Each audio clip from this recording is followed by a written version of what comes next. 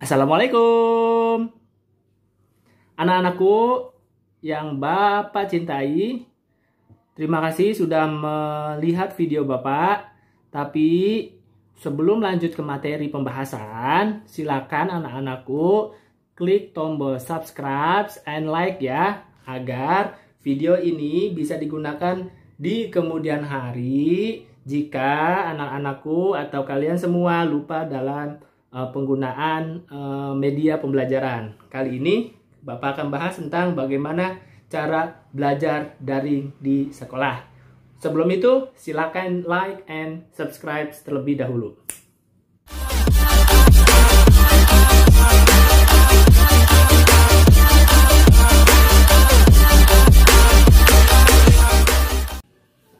Baik, anak-anakku yang Bapak banggakan dan Bapak Ibu guru yang saya hormati di sekolah manapun, video kali ini adalah bagaimana tutorial pembelajaran online menggunakan WhatsApp ya.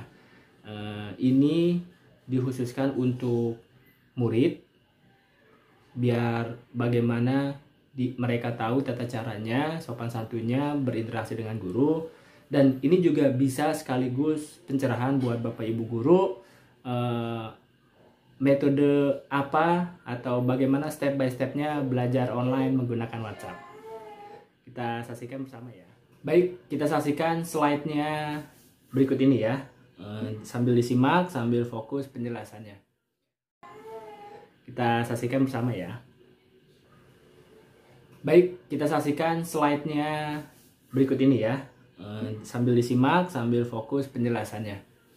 Penggunaan media WhatsApp Group dalam pembelajaran online SMP Islam Nurul Sibian tahun pelajaran 2020-2021. Senin, Kamis, 13-16 Juli 2020. Pemateri kebetulan saya sendiri, yaitu Tajul Barokat SPD. Oke, untuk video kali ini kita akan fokus hanya pada materi pertama ya, materi 1 ya. Metode dan tata tertib pembelajaran online.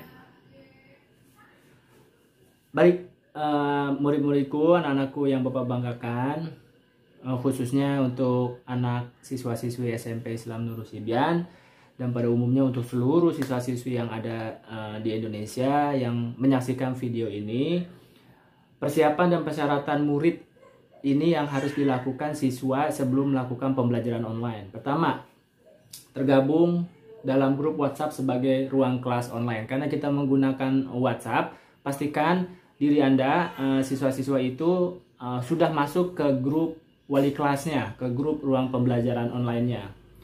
Berikutnya, mengikuti tata tertib yang diberikan oleh guru.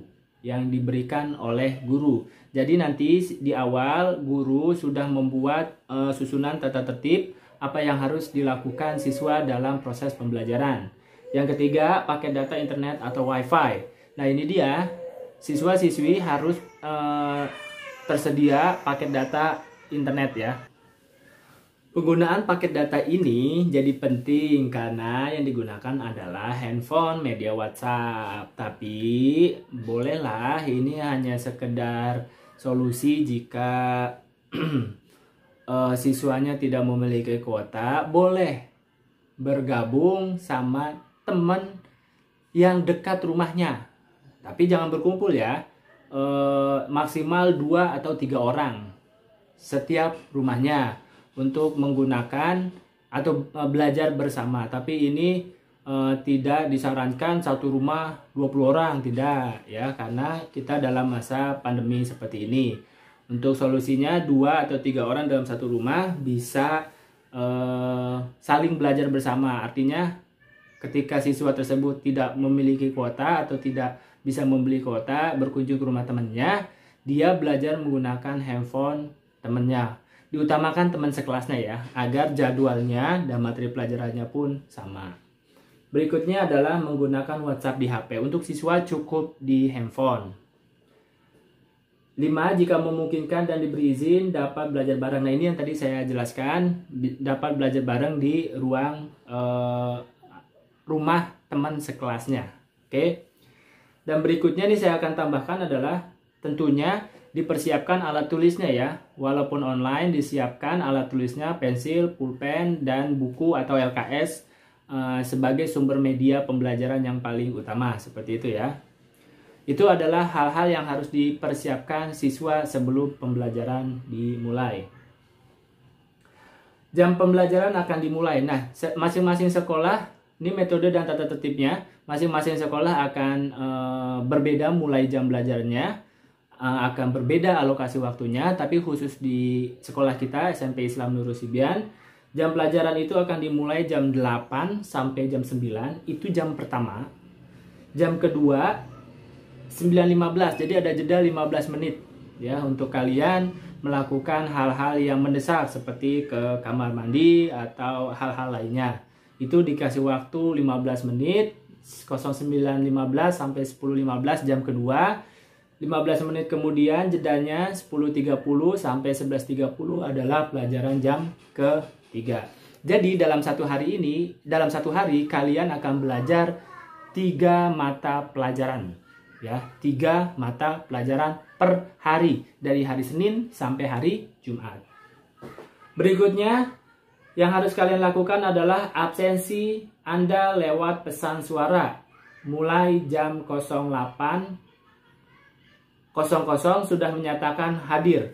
Nah, ini dia. Nanti guru akan membuka kelas, membuka pembelajaran, mukodimahnya, pembukaannya guru akan menyampaikan. Setelah guru menyampaikan pembukaan, maka siswa dipersilakan untuk absen.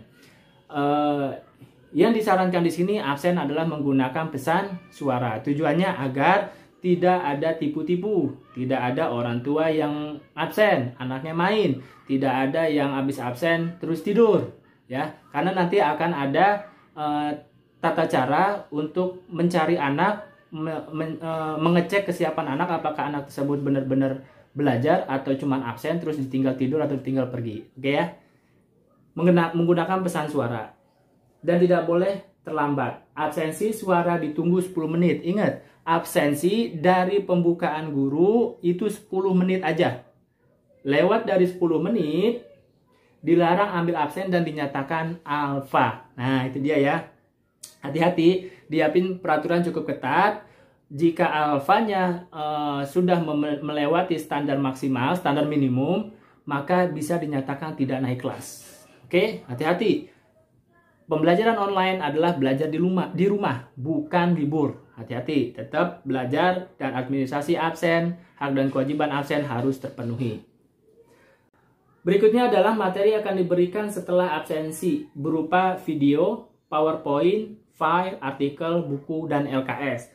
Nah, materi yang akan diberikan ini masing-masing kebijakan guru. Bisa menggunakan video, bisa menggunakan PowerPoint, bisa menggunakan file tertentu, artikel tertentu, atau buku, atau bahkan LKS. Ditekankan menggunakan LKS. Karena siswa memegang LKS, guru pun memegang LKS adalah sumber pembelajaran utamanya. Tapi ini dibebaskan ya, menggunakan media apa atau sumber informasi apa yang digunakan dalam proses pembelajaran. Perhatikan untuk yang video, jika guru menggunakan video dalam proses pembelajaran, maka siswa menyimak video yang diberikan dan mengulang-ulang video. Nah, ini poinnya. Nanti minta waktu sama guru dan guru pun harus memberi spare waktu. Misalkan videonya 5 menit, maka diberi waktu 5 menit lagi untuk mengulang-ulang. Jadi kasih waktu itu 10 menit misalkan ya. Boleh misalkan videonya waktunya 3 menit, dikasih waktu 10 menit, 3 menit nonton video, 7 menit untuk mengulang-ulang. Kenapa harus mengulang-ulang? Karena siswa harus berproses dalam memahami video tersebut. Kenapa harus berproses? Karena setelah video ditayangkan, maka akan ada pertanyaan dari guru. Pertanyaan ini menunjuk siapa saja siswa secara acak. Jadi hati-hati, siswa tidak boleh meninggalkan handphone, tidak boleh meninggalkan ruang kelas online, karena setelah video, setelah pembelajaran, guru akan bertanya secara acak. Ya, guru akan bertanya secara acak, siswa wajib menjawab. ya, baik menggunakan tulisan ataupun pesan suara. Itu jika guru menggunakan video. Lalu kita lihat jika guru menggunakan PowerPoint, file atau artikel, buku, bahkan LKS. Siswa akan ditunjuk oleh guru secara acak untuk membacakan tulisan yang diberikan dan dikirim melalui pesan suara. Nah, ini dia. Contoh misalkan siswa yang namanya Rudi, silakan buka halaman 12, baca paragraf pertama menggunakan pesan suara. Nah, atas nama Rudi harus siap ya. Jika Rudi dalam waktu 5-10 menit tidak merespon, berarti dia meninggalkan kelas. Ya, jika yang namanya Rudi itu ada di kelas, ada di ruang online, siap belajar, dia akan membuka halaman 12 dan membacakan paragraf pertama dengan menggunakan pesan suara. Bla bla bla bla, setelah dibaca selesai, dikirim, lalu gurunya akan menunjuk siswa berikutnya. Ya, setelah paragraf pertama, silakan Adinda Sinta baca paragraf kedua. Dengan metode ini, insya Allah guru akan fokus dalam mengajar dan siswa tidak meninggalkan kelas. Karena guru akan secara acak memanggil siswa. Siswa yang tidak merespon, siswa yang tidak menanggapi, dianggap meninggalkan kelas. Yaitu alfa. Nah, itu kelebihannya dari metode pembelajaran ini. Kita lihat slide berikutnya. Yang keempat, siapkan catatan, konsentrasi, dan fokus pada pembelajaran. Tentu itu ya. Yang kelima, di pertengahan pembelajaran Anda akan ditunjuk secara acak oleh guru untuk menjawab pertanyaan. Jadi jangan sampai tidak standby di HP-nya.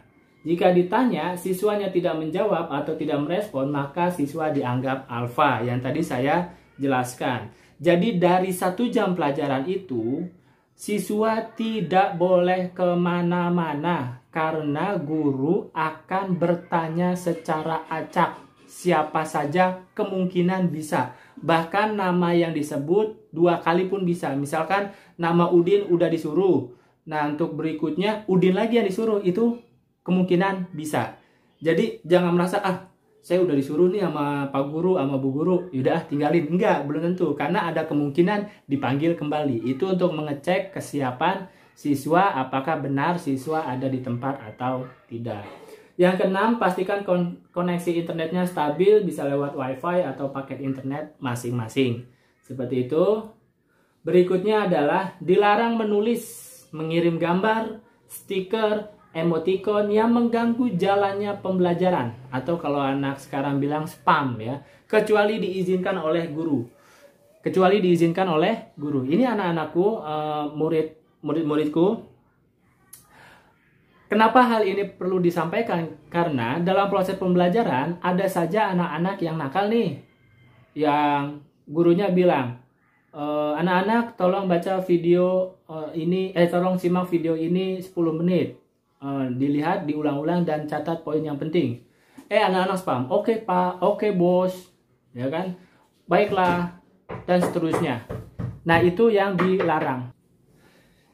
Jadi siswa hanya boleh mengirim pesan itu atas izin guru atau namanya disebut. Seperti tadi, Udin silakan baca. Maka yang wajib mengetik pesan atau yang mengirim pesan suara itu hanya Udin. Yang lainnya fokus pada pembelajaran. Misalkan disuruh silakan Amir jawab pertanyaan berikut ini. Yang lain nggak boleh jawab, khusus Amir. Ketika Amir menjawab lalu salah, nah guru pun akan mengoreksi atau guru memberikan kesempatan kepada yang lain. Ayo, jawaban Amir salah. Silakan siapa yang ingin menjawab. Nah, kalau pertanyaannya siapa yang ingin menjawab berarti bebas, baru kalian boleh menjawab siapapun. Tapi kalau gurunya bilang jawaban Amir salah, silakan Kamal bantu jawab yang benar, maka hanya Kamal. Jadi artinya semua pesan, semua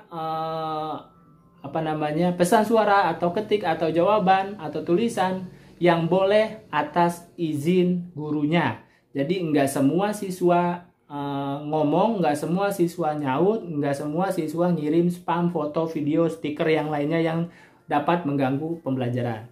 Berikutnya adalah biasakan ketika menjawab dengan menggunakan pesan suara atau diketik, terlebih dahulu menyebutkan nama lalu lanjut dengan jawabannya.